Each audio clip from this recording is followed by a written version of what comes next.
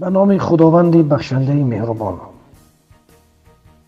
خبر فوری: شورای حرکت سیاسی گروه 24 و سازمان جوانان برای احیای تاجیکستان اخیراً جلسه مشترک سالانه خود را برگزار کرده وضعیت کنونی کشور را بررسی نموده فعالیت خود را در داخل و خارج کشور در سال گذشته مورد بحث و آموزش قرار دادند.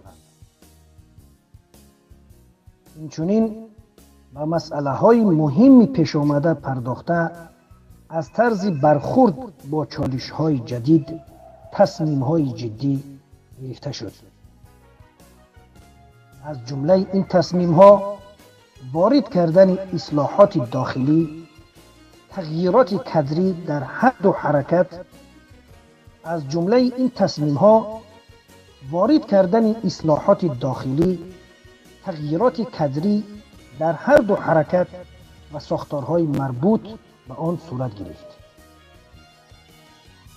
اعضای هر دو شورا این دیگرگونی ها را برای مرحله آینده مبارزه و رسیدن به هدف نهایتاً مهم و ضروری دانستند. شورای حرکت سیاسی گروه 24 و سازمان جوانان برای احیای تاجیکستان چنین تصمیم ها را گرفته به خلاصه آمدند: اول، شرف الدین گدایف از رهبری گروه 24 سبکدوش شد.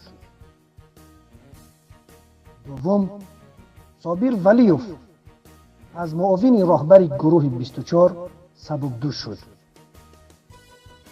در عوض سهراب ظفر رهبر گروه 24 انتخاب گردید.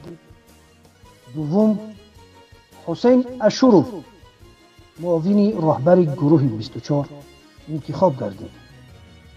در ضمن محمد صابر عبدالقهار رئیس سازمان جوانان برای احیای تاجیکستان انتخاب گردیده معروف لنگرچیوف معاون او انتخاب شد.